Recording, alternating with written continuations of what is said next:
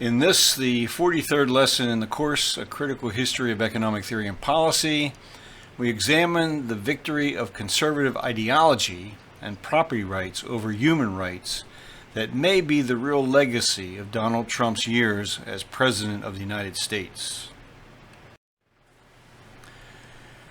The citizens of the United States spent most of the year 2016 listening to the campaign speeches and political advertisements of a long list of candidates aspiring to become the next President of the United States. For the Democratic Party, Hillary Clinton won the nomination, and for the Republican Party, Donald J. Trump emerged victorious. A real challenge to Hillary Clinton had come from U.S. Senator Bernie Sanders. Once the candidates of the two major parties were chosen, they each did their best to convince U.S. voters that a vote for the other candidate would be ruinous for the nation. The emergence of Bernie Sanders as a populist candidate forced Hillary Clinton to move from her comfort zone in the middle. Donald Trump simply promised that he would operate government the same way he operated his business ventures. Despite the fact that Hillary Clinton received nearly 3 million more votes in the election, Donald Trump received a greater number of votes in the Electoral College and became President of the United States. Donald Trump had repeated his main policy objectives for the U.S. economy again and again in his campaign speeches. In his inaugural address, he put his agenda on the table one more time. He said, "For too long, a small group in our nation's capital has reaped the rewards of government, while the people have borne the cost. Washington flourished, but the people did not share in its wealth. Politicians prospered, but the jobs left, and the factories closed." It is worth asking whether his commitment to drain the swamp proved to be consistent with his selection of key members of his cabinet, individuals of great wealth and members of the Wall Street insider community. Subsequent events have revealed that the one crucial quality for service is unwavering support for whatever the president wants to do. President Trump set the economic objectives he would pursue. We've made other countries rich while the wealth, strength, and confidence of our country has dissipated over the horizon. One by one, the factories shuttered and left our shore with not even a thought about the millions and millions of American workers that were left behind. The wealth of the middle class has been ripped from their homes and then redistributed all across the world. Every decision on trade, on taxes, on immigration, on foreign affairs will be made to benefit American workers and American families. We must protect our borders from the ravages of other countries making our products, stealing our companies, and destroying our jobs. Protection will lead to great prosperity and strength. What about Donald Trump's first year in office? What did economists have to say about his and the Republican Party's steps to redirect the U.S. economy? On the subject of tax reform, concern was raised by Eric Totter, a fellow at the Urban Institute and co-director of the Tax Policy Center in Washington, D.C. Totter wrote, "The U.S. statutory tax rate on corporate income is too high compared to other developed countries. A reduction was necessary. However, the Trump proposals are very skewed toward high-income groups and companies. Most important, by failing to broaden the tax base sufficiently, they will increase the deficit. Our research shows they would reduce federal revenue by $2.4 trillion over 10 years. The U.S. government received $3.3 trillion in revenue in 2017, but spending totaled $4.2 trillion. Thanks to the changes in the U.S. tax code, total revenue in 2018 declined by about 0.5%. However, a spokesperson at Treasury stated to a Wall Street Journal reporter that the tax cut is spurring increased economic growth, which will ultimately generate trillions of dollars of economic activity and greatly contribute to higher government revenue over time. The Office of Management Budget has forecasted total revenue for the U.S. government of $3.64 trillion for fiscal year 2020. Still, the deficits persist and are expected to continue to increase. Among the economists supporting the structure of the Trump tax cuts was Martin Feldstein, a professor of economics at Harvard University. He stated, "Although the net tax changes may widen the budget deficit in the short run, the incentive effects of lower tax rates and the increased accumulation of capital will mean faster economic growth and higher real incomes, both of which will cause rising taxable incomes and lower long-term deficits." Investors and investment managers continue to view the rising prices of corporate shares as a trend bound to continue with Donald Trump in the White House. The Dow Jones broke 20,000 points for the first time just 5 days after Trump's election and hit 27,000 points in July of 2019. This increase in the value of stocks has benefited the top 10% of U.S. households, as measured by total wealth, who own 84% of all stocks. Over half of all households own no stock at all. An important issue debated during the presidential campaign was how to address the problem of the nation's crumbling infrastructure. A study by the American Society of Civil Engineers estimated the nation needed to spend at least $4.6 trillion just to deal with existing infrastructure problems. ASCE gives the nation a cumulative D+ grade.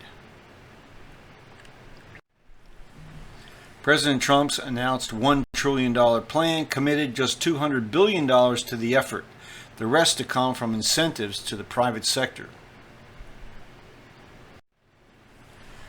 By the spring of 2018, the Congress had allocated only $21 billion, 1% of the president's stated need. A year passed with nothing decided. The budget proposal for 2020 includes $200 billion for infrastructure, to be used to leverage local and state spending, as well as private sector commitments. Another priority of the Trump presidency is to be job creation, and he has been quick to take credit for the continued reduction in the official rate of unemployment.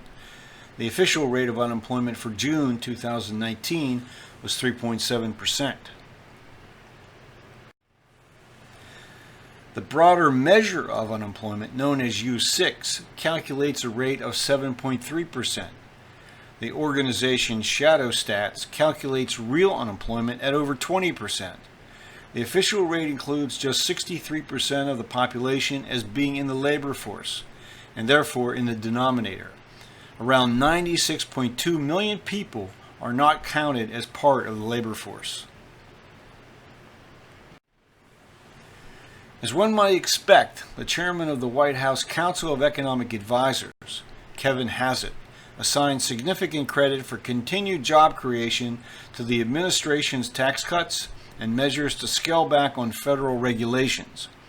In June of 2019, however, Hassett stepped down. As a firm free trader, Hassett may have decided the time had come for his departure rather than trying to rationalize the tariffs being imposed. Back in 2018, Jordan Weissman of Slate made this rather insightful observation in a September 11th article. Here's what business investment has actually looked like over the past few years.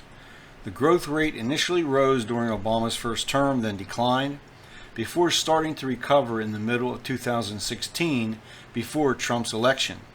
The pace of investment has continued to pick up under Trump, but the timing and shape of the previous trend are entirely different. That's important because much of the investment crash under Obama was driven by a collapse in oil prices, which ground drilling to a halt in places like Texas and North Dakota. After crude began to recover in 2016 and 2017, so did the number of oil rigs, which helped prop up business investment. Oil hasn't been the only factor driving investment figures, but it's an important one that has little to do with Obama's or Trump's policies. The Economist magazine described the tariffs as, quote, an assault on the global trading system. Yet the Economist also noted that U.S. frustrations with its trading partners are justified. China's system of subsidies and state-directed capitalism harms competing firms elsewhere and raises questions about surveillance and security. India's protectionism has long been an obstacle to trade liberalization, and the WTO's dispute settlement system has serious weaknesses. Getting people back to work is an important objective of economic policy. Also important is the recovery of wages and salaries that enables individuals and households to keep pace with the rising cost of living.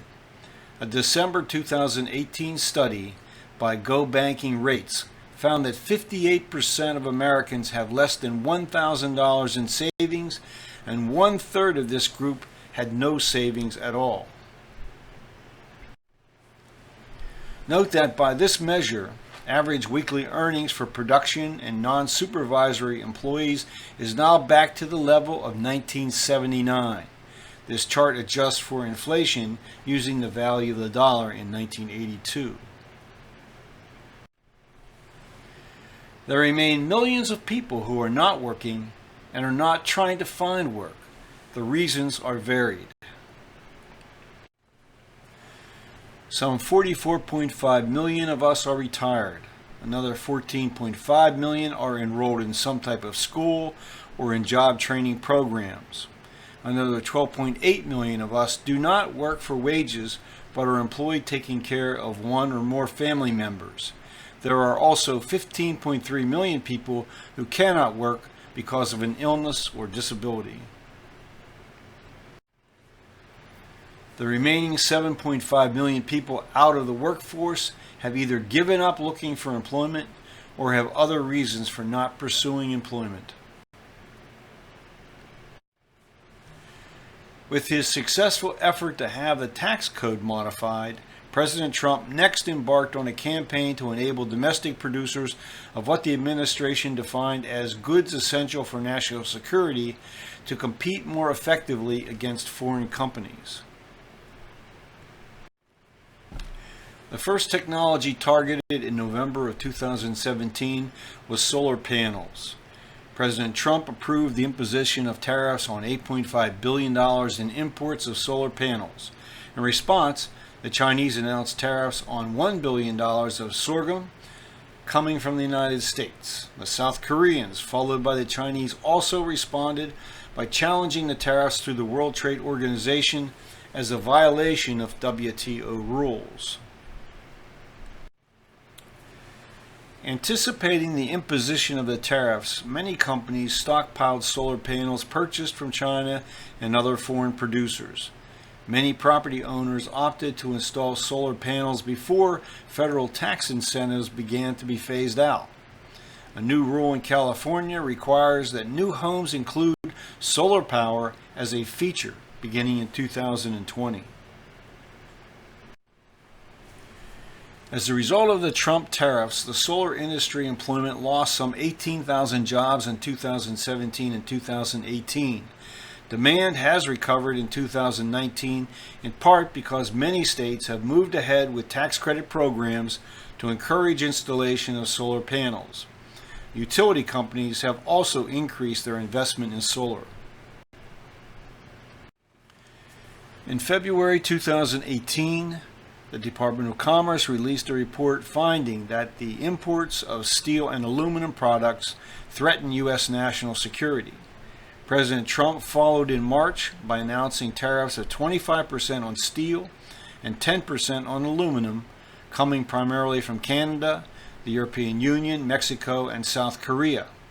The European Union responded by filing a formal dispute with the WTO, and by imposing a 25% tariff on imports from the United States, including Harley-Davidson motorcycles, blue jeans, cranberries, and bourbon. Negotiations began with Canada and Mexico to come to agreement over changes to the North American Free Trade Agreement. The U.S., Canada, and Mexico signed an agreement replacing NAFTA on September 30, 2018.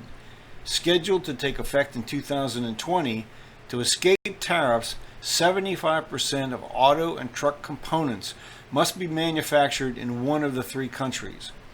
A $16 minimum wage for auto workers applies to Mexico as well. In May of 2019, an agreement was reached to remove tariffs on steel and aluminum imports from Canada and Mexico. One objective agreed upon is to prevent the transshipment of aluminum and steel produced by a third country. The countries agreed to prevent the importation of aluminum and steel that is heavily subsidized or sold at what are deemed to be dumped prices. Based on this graph, one would conclude that companies that import goods and companies that export goods have come up with successful strategies to overcome the actions by the U.S. and other governments. The United States continues to import more goods and services than are exported.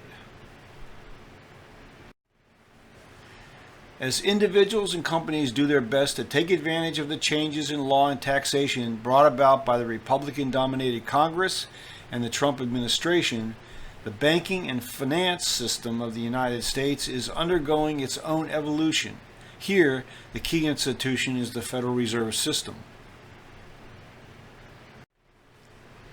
Faced with huge and growing budget deficits, the Board of Governors of the Federal Reserve System has overseen a continuous process of quantitative easing, infusing the U.S. and global economies with trillions more dollars. The central banks of Europe, China, and Japan have contributed to the process as well. A decade ago, the balance sheets of the world's largest central banks reported $5 trillion in assets, meaning government securities. This number grew to over $15 trillion by mid-2018. Another development is the number of U.S. companies that since 2008 have reacquired all of their outstanding stock and converted to privately held concerns. Many have used borrowed funds in order to achieve the stock repurchases. These companies are now no longer subject to the same level of external scrutiny from regulators as when their shares were publicly traded. Moreover, the stock of many companies was first purchased by private equity firms. An analysis by Bloomberg provides some of the numbers involved.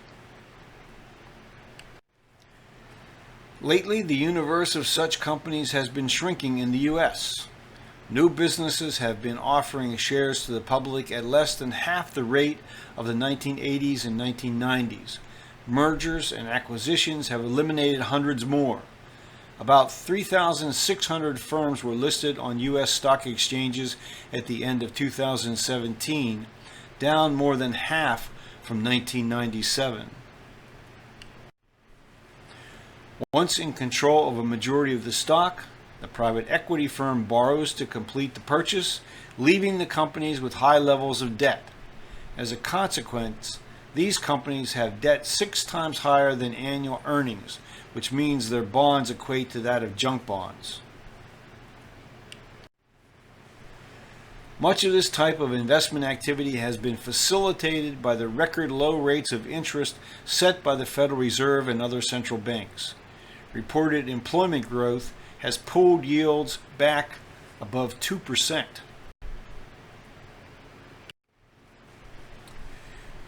This has driven asset managers to look for higher nominal yields, similar to what occurred when investors shunned conventional mortgage-backed securities in favor of the private label securities collateralized by pools of subprime mortgage loans.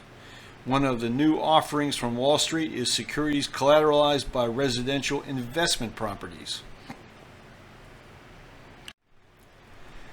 9 firms now manage more than 200,000 single-family properties in 13 states. Their market share is very small, but the concentration of business in neighborhoods suffering high numbers of foreclosures and evictions has raised concerns over the impact of this type of investment activity in concentrated volumes. Robert Shiller, a professor of economics at Yale University, has studied the cyclical history of the U.S. stock market and the impact when government introduces significant changes in public policy. In September of 2018, he offered an opinion of where the stock market might be headed. He stated, "We're launching a trade war. Aren't people thinking about that? Is that a good thing? I don't know. But I'm thinking it's likely to be bad times in the stock market. It's not like I'm predicting a crash. This is a 10-year forward return. This is not going to be great because we're just too high at the present value." Jeremy Siegel, a professor of finance at Wharton, noted for his long-time advocacy of investing in stocks, predicts an advance of 5% to 15% for the S&P 500 in 2019. He observed, "We went from a rosy view to now, oh my God, there's going to be a recession. The truth will be somewhere in between, and that leaves the stock market very attractive now." Joseph Gaurko, a real estate professor at the Wharton School, forecasts another crash of the property markets as inevitable. He also worries that the measures taken to strengthen the financial system are insufficient to meet the level of risk involved. Defaults occur when people lose their jobs, and if house prices fall, those who are unable to make their mortgage payments may not be able to sell their homes for more than the mortgage balance they owe on it. That guarantees a default, unless one believes the business cycle has been outlawed. We will have a downturn. We will have a rise in defaults in the future. The most disappointing response policy-wise is our inability to come up with a new mortgage insurance system that is properly financed and that has sufficient reserves to cover expected losses whenever the next downturn comes. During the fall of 2018, Mason Gaffney was asked by the editors of the Chronicle of Higher Education to offer his perspectives on the current financial crisis and how economic theory should be taught so that people would have a much better understanding of why it occurred. Here is some of what he had to say. Yes, the current financial crisis highlights how scholars need to recast the economic theory that they teach. The key concept that is missing today is land value. Classical economics divided factors of production into 3: land, labor, and capital. Scholars have disappeared land values in 2 main ways. One is to conflate them with values of man-made capital, overlooking or trivializing all differences. One obvious fault in this is that interest rates and land rents vary inversely. When it comes to the dynamics that lead to crises like that of 2008, land values move in cycles of high amplitude, much higher than the values of reproducible capital. When values are high and rising, they lead to great excesses of urban sprawl. These excesses fructify vast new areas around growing cities, resulting in an overhang of ripening land that far exceeds possible demands, resulting in a crash. Tax theory is now based on the fallacy that a progressive tax must also be one that suppresses and distorts incentives. This reflects economists ignoring the high concentration of the ownership of land and the positive incentive effects of taxing land in lieu of work, enterprise, building, and income-creating investment.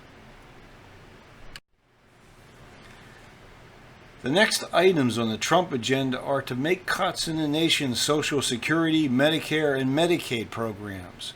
These cuts represent the core of the administration's strategy to offset worsening budget deficits.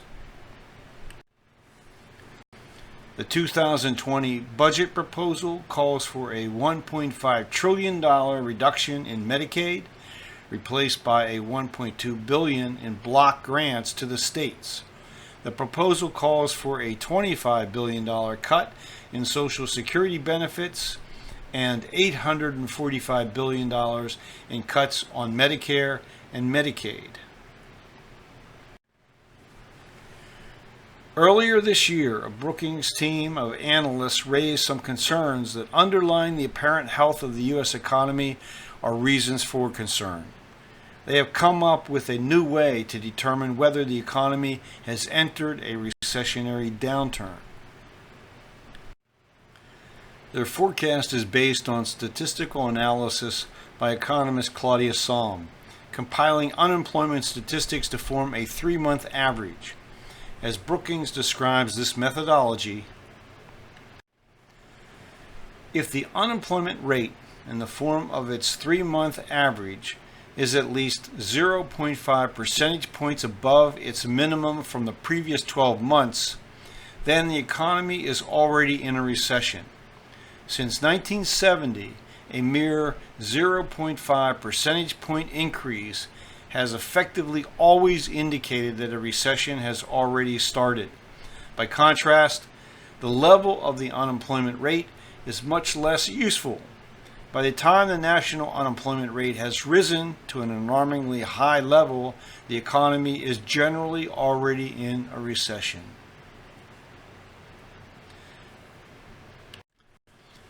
This begs the question of where we are here in the middle of 2019, and we've reached the end of Lesson 43.